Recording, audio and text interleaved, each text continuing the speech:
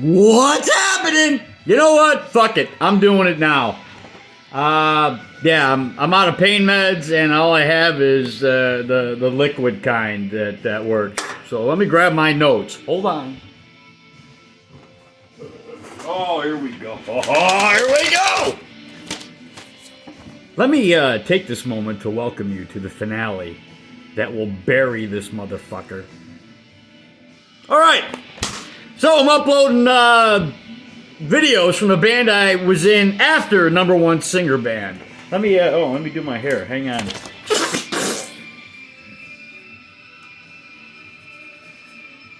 Perfect! So yeah, I'm uploading videos, lost tapes if you want to call them that, of the band formerly known as Number One Singers Band, because the talent did leave the room. And it reminded me that, yeah, even though the three of us got booted because he made an advance at somebody outside of a bar called The Odd, and then our bass player had fingers that let people know, but he kind of let all the chicks knew that Number One Singer was doing that. Hey, Number One Singer's doing that to this chick, not you tonight. In any event, yeah, it came down to, you can't go. All the plants are gonna die. You have to teach us the vocals to Bohemian. And bass player and I looked at ourselves and like, dude, you're a fucking idiot if you think he's gonna be your friend till the end. He ain't no good guy. This ain't Child's Play movies, motherfucker. This guy's a piece of shit. Yeah, so, in any event, now we had booked the makeup, the party for the original woman who got fucked out of her gig because he found a higher paying show that day, but never bothered to tell the lady. And then we got a wedding out of it.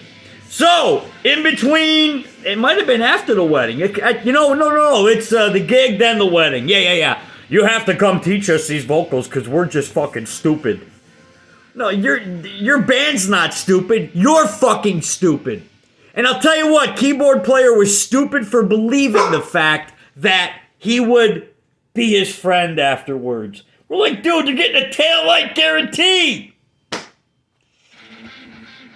Yeah, you can guess how that went. Yeah, we were right. He was wrong. He had pie in his face, but he owns a really nice boat. Just be careful of those Somali pirates, motherfucker. All right, let's go back to the notes, because I'm long here. Oh, here we go. It says final shit on the top there. All right, we're just going to do these, page by... Oh, hey, by the way, there's my bathroom layout for the new pad. One thing I can remember before even going into that is that when everything went down,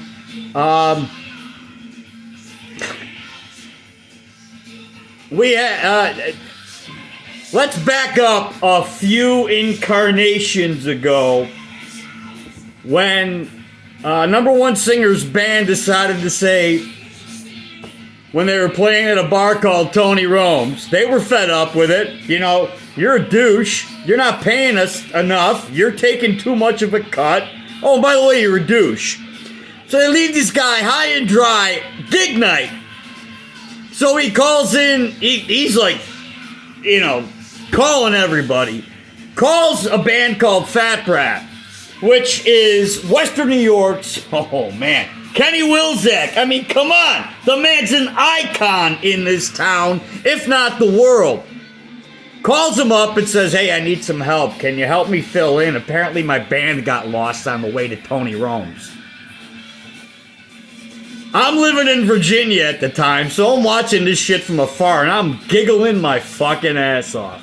So yeah, they do the gig, and then, well, they get the gig, because another layer to this pile of shit, known as Number One Singer, is they all went and said, fuck you, and formed their own band called, I think it was called Perfect Game.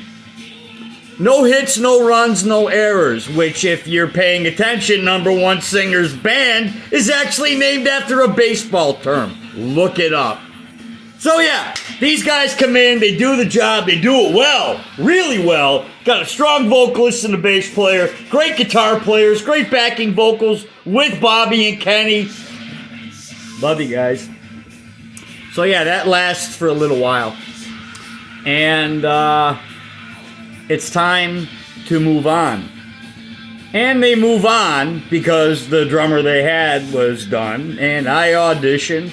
And the only reason I got the gig is because I didn't want to play Tom Sawyer in the audition. They gave me 10 tunes. Now remember, I'm 2 years out of even playing a full kit again. I had to relearn how to play after Spinal Fusion. A lot of drumsticks, went through a lot of drywall on Francine, let me tell you. But yeah, I go down to the audition and they're like, all right, how about that Rush tune? And I'm like, yeah, how about that Rush tune? Ain't gonna happen. I'm not ready with it. I'm not prepared. So they go through the rest of the audition process, and then I get a call. Oh, you got to come to our booth at this Mexican restaurant on Union Road near George Urban. And I'm expecting ain't gonna happen because I auditioned for this band once, and I had a live audition at Macaroons, 4 days notice. Here's the 98 songs you need to know because I can call them at any time. And according to number one singer, the bass player wasn't feeling my groove. Whatever. Long story short, I get in the band. We still have Fat Brat as the backing band. And I was ill prepared. I really thought I was ready, but I wasn't.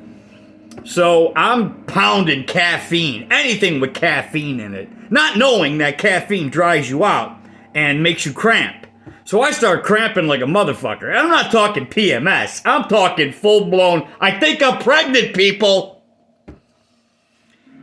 Of course, number one singer doesn't give two shits. Once he has you and he knows he has you, he'll fuck with you. We had hand signals, like this was Whitesnake, I think this was Bon Jovi, and this was Journey. I don't even fucking care anymore. But yeah, he would run every song back to back to back to back, and it got to the point where the calf on my kick foot just wasn't working anymore. So, I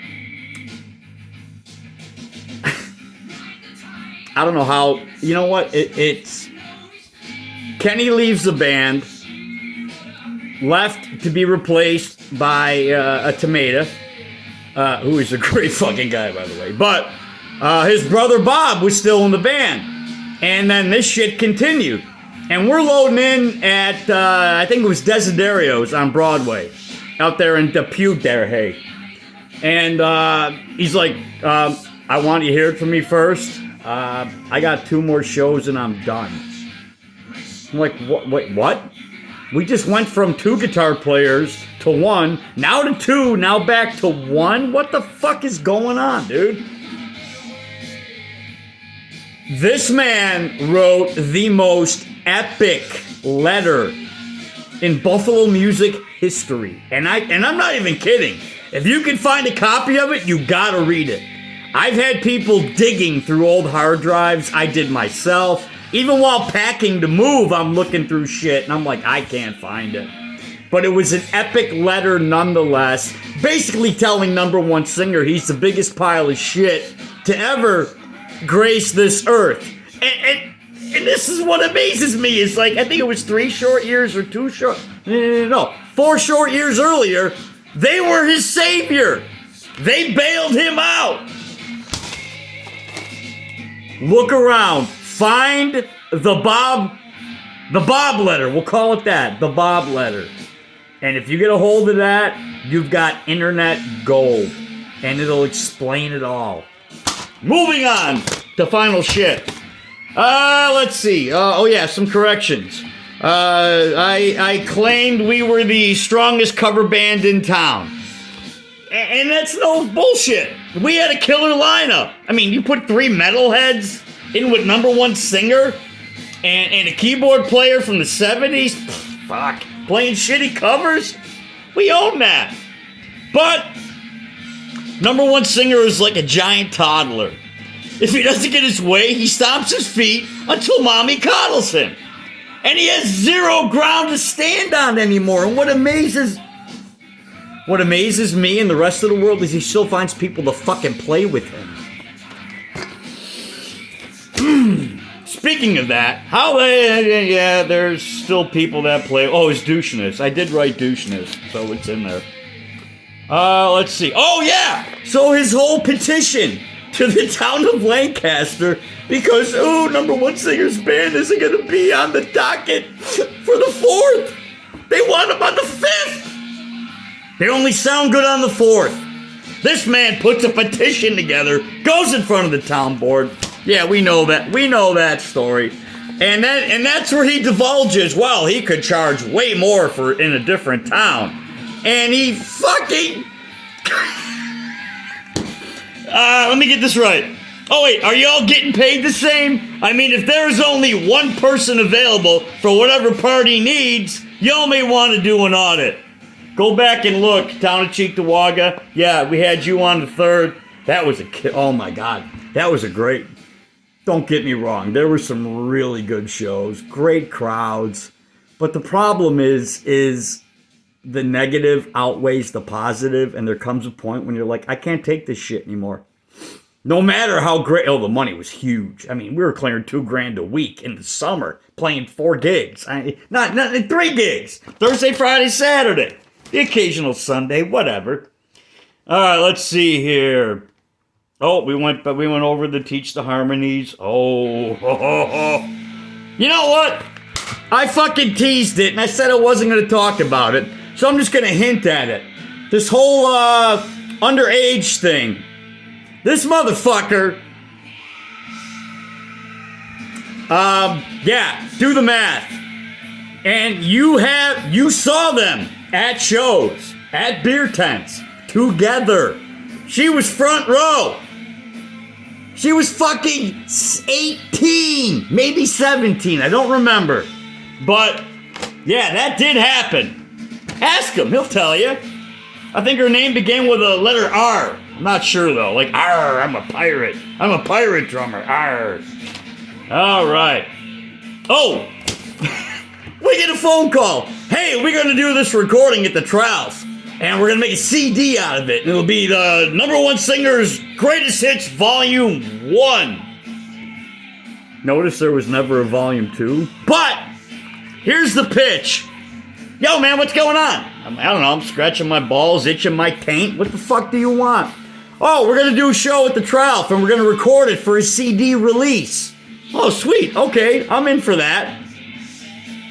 You're not getting paid. Wait, what? Not getting paid? Well, who the fuck is getting paid? I don't know how. And there is other people that could have did the gig, and I was talking with Patty, and I'm like, this is bullshit. I'm not gonna fucking play for nothing. Oh wait, maybe I'll get a proceed. We'll all get proceeds of the all the CDs we're gonna sell. Cause Lord knows, a cover band in Buffalo doing Styx, Bon Jovi, and Meatloaf. Whoo! They're lining up at Record Theater for that shit. Long story short, we got nothing. Oh, we didn't get nothing. We didn't get paid. We did get 2 drinks each that night. And number one singer allowed us to get 5 copies each to sell for whatever we wanted to charge for them. And that was our compensation. I'm pretty sure I still have those same 5 CDs in a box in my basement. I'll unearth it. It's gonna happen. So yeah, everybody agreed to do this song to stroke his fucking taint because he's number one singer and he can sing the fuck out of Bon Jovi. Oh! Just before that, end of summer, we had to do 2 gigs in one day. We did the State Fair in Syracuse, then came back, and I think we played Clarence for their, what's the last holiday of the summer? Labor Day? Yeah, I think that's it. Sorry, my cancer levels are dropping. So yeah, we actually, people who enjoyed the band and loved the band paid for a limo bus for all of us to get a free ride to Syracuse and back. Unfortunately, the bass player wasn't involved and he had to lug all the gear up and down the 90. Thank you for that, by the way. So yeah, we do 2 gigs in one fucking day. And I had someplace to go with this, but my nicotine levels dropped. Greatest hits. Oh yeah, so it was filmed. And it was a board mix. And I got a copy of the DVD that they made. They handed me the disc. So me and all my wisdom, I open up my DVD maker program, make a fucking full menus, what the DVDs used to be like back in the day. Tell him, hey, we're playing, I think, the 4th of July in town of West Seneca. I'm just going to bring 10 copies to sell at 20 a piece just to cover my cost. Oh yeah, no problem. You didn't think there was not going to be a problem, did you? The minute I pull up, he is all over my shit. Hey, where's those DVDs? I'm like, they're in a box in my back seat. Will you fucking relax? Why? Well, you can't sell those. Why not? I'm part of the band. I'm the guy they handed the fucking DVD to, or the raw video files to make a DVD out of them. What were you going to charge for them? Like I told you, $20. There's 10 of them. That's $200. He hands me $200 and takes the box and just disappears. I don't know if he had to get on the swings or the roundup, because it was a carnival atmosphere. So I made money on that, but I only covered my cost. Because you got to remember, back then, burnable DVDs and gem cases and laser printing labels, it was kind of expensive. I might have made peanuts on it. Doesn't matter. That motherfucker took that box, disappeared, and I have never seen another one of them out there. Oh, yeah. He's been choked out twice. Yes, twice. Once at the BMAs, and old home days. Oh yeah, don't fuck with the metalheads. And you know what's funny is there's a hold on. There is a really well-known lead vocalist in town. And I think he plays in bands, and I think his kids are in the band. And at the time, we were doing our one of, twice a month at Max. And the show's over. It's like 4 a.m., and he's like, dude, is he really a dickhead? And then that's when I coined the phrase Valentinus. Now, what's even funnier about that is like 3 or 4 years later, maybe 5, watching Impractical Jokers, that fucking sketch comedy thing on True TV. And he's trying to give tennis lessons, but he says Tennis. And that was the name. That was the nickname, Tennis. Meaning, do I have to, here, that. Yeah, that. Fucking asshat. Did that. Oh, yeah. So now, they know the harmonies to Bohemian. Keyboard player has been relieved of his duties, and what bass player and I said actually happened. And he was like, wait a minute, what the fuck? So,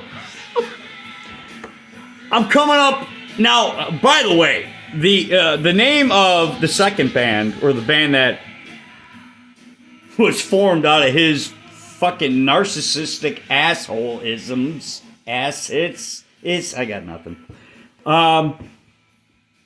It just happened to fall into place that it could have been interpreted, because now, when people grew tired of playing with number one singer, they would leave and do their own thing, but find a witty way to give him the finger. Perfect Game comes to mind. I got nothing else. So, I'll tell you what, we were almost called Bad Larry. Like, what? I mean, dude, I'm hungover as fuck, laying on a couch in Shill's basement, meeting the vocalist for the first time. And they're like, yeah, Bad Larry. I'm like, no, that ain't gonna work. And then it didn't even, and at that point, it really didn't matter, because it was a one-off show. Not a two-off, a one-off. So, weeks go by, because we had time to rehearse and practice and get shit right. And the Buffalo Sabres are playing, and there happened to be a play. It was a breakaway. And then, the text change, the messages start, hey, what about breakaway? I'm like, I don't know, I kind of like that. It's way better than fucking Bad Larry, let me tell you that. That's an improvement. So yeah, we became breakaway for 2 shows. And it was not intentional. It just happened to work out that way. So for everybody who thought we were geniuses and got another name for a band that was gonna fuck hit, no, it just happened. Labor Day double gig. Oh yeah, so I come up with a logo, and it's the Breakaway logo that you have all seen. If you notice, everything's lowercase, but the Y on the end. Few people were like, you know what? It's missing that strong end. God damn. I am one sexy motherfucker. So, I end up capitalizing it, but shrinking it. They're like, yeah, that's it. I'm like, cool. And this ties into a story I can't tell, but I'm going to insinuate the fuck out of it because I can. I'm leaving in 12 days. I don't give a fuck. The connection that Number One Singer had to a webmaster who was hosting their website. Did I mention it's the same hosting company that did all the balloting for the BMAs? No, you're not saying that, are you? No, I am. Literally. So what this motherfucker did is had every word, he had to make a script that every word that ended in the letter Y was capitalized on their, like a message board. It was like, oh my God, you guys are so great. I'm so glad you played Journey. Oh my God, I came. But yeah, he was so petty that he had a guy make a script to capitalize the Y on everything, which was kind of fucked up, but, whatever. If that's what's going to get your rocks off, knock yourself out, douchebag. Hold up.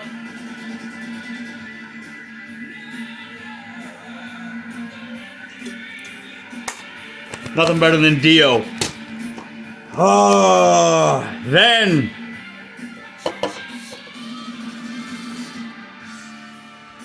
we were hired to play a private party for it was spring. It was cold. I mean, in fact, the night before we had a show at Club Paradise. I wonder if they have a Club Buffalo in Paradise, wherever Paradise may be. So yeah, we gotta, get home at 5 a.m., jump back in the trucks at, 9:30, 10, load in, and be ready to go for noon. All I could say is I know firsthand what happened from a neighbor who lived right across the street. Now, we all know Number One Singer's a man whore. I don't even know if he would tip a dachshund to lick the tip of his dick. That was uncalled for. I'm sorry. I can't even erase that because I don't edit. Fuck it. So, Number One Singer's out of town and wife is sitting on the porch having a cigarette. Random vehicle pulls up in the driveway. Gentleman steps out. Walks up to Number One Singer wife. Hands over a box. Talks a little, turns around, gets in his car, and leaves. What's in the box, you may ask? Well, let's see. There was letters and cards and, oh, I love you. I miss you. Oh, it'll be great. From Number One Singer to this guy's wife. Are you fucking kidding me? So, now you gotta remember, Number One Singer's wife is totally unhappy. I mean, unhappy to the point that, okay, I'm a drummer. I'm not a musician. So when I'm sitting there and they're trying to figure out vocal harmonies for Bohemian and all this other bullshit, I'm like, I'm gonna go have a smoke. And I couldn't hit the bottom step with my shoe. And I could hear her in the next floor get up out of the recliner at the door ready for a smoke to talk. Just to talk. Because she's so fucking lonely. This man was never fucking home. God, the fish tanks? I mean, if fish tanks held this much water, they were that far down. Come on, man. You got 15 dogs, 85 fish. Take care of your at the least, take care of your fucking wife. No, he couldn't do that either. This is why he's the biggest man whore out there. But yeah, I felt really bad. Because it seemed like the only time she had people to talk to was when the band was there to rehearse. And she was trying to hang on. Because apparently Number One Singer's family's kind of wealthy. I don't know. I don't have financial records. But rumor on the street is that she was just trying to stick it out so she could get a payday. And that day happened with a box of letters and cards and, oh, I love you. She couldn't take it anymore. Says, fuck it, I'm out. And this is what's kind of fucked up is that I think like 2 or 3 weeks after everything was finalized, Number One Singer's it passed, let's put it that way. And, oh, there's the windfall. Missed it by that much. Capital Y, perfect, yep, did that. Party, yep. Teaching vocals, yep. The letter, yep. Many oh yeah, the BMAs. Did I mention that he knew the web guy? You know how many fucking times a day we would get an email from Number One Singer? Don't forget to put on your MySpace page. You know, here we are, number 38, 47, 72, and whatever. Vote for us. Fuck you, you piece of shit. Let's see here. BMA's got that. Social media. Oh, that's my bathroom. Okay. And this, oh, that's part of the bathroom. You know what? I think I'm done. I know I'm not done. There is still a plethora of stuff I could tell, but I can't.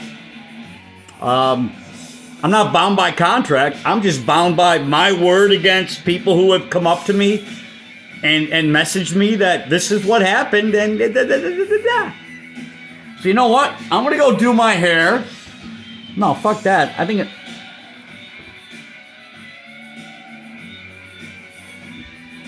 doesn't need doing. Hey, thank you to everybody who stayed engaged and stuck in there. It's been a minute. Holy shit, this episode's like a half hour already. You know what? There could be a comeuppance. No, I didn't stutter. I think that's a word. Comeuppance. Come, my lady. Come, my lady. I don't fucking know. All this stemmed from the cowbell in the beginning of the Loverboy song, "Working for the Weekend." It was like a flashback. I'm like, no! Oh my! And it all came flooding back. And there's a lot more stories to tell. So who knows? Maybe it'll be like maybe I'll do a book reading at the Tralf and I'll get paid for it, but everybody else in the band won't. I can't remember the fucking promoter's name that talked him into that. But yeah, he totally made money on that. Then again, he might have 50 boxes of Number One Singer's Greatest Hits Volume 1. Accuse him as coasters. Oh, you know what? Fuck it. I'm out. I'm 12 days removed from saying goodbye to New York because it's a pile of shit. And the longer you stay here, you're dumb. Especially if you live in West Seneca, because they are jacking your taxes 11% next year. Watch. You think I'm kidding? I mean, I could be. Am I uneducated? That could happen too. Thanks for hanging out. Thanks for being part of the number one singer, Many Adventure Chronicles. Here, I gotta do some shitty front light, backlighting, so I can. One guy's like, dude, your lighting is great. There it is. That's what I'm talking about. There may be another episode, maybe not. Thanks for hanging in there. Fuck you, number one singer. You fucking piece of twat.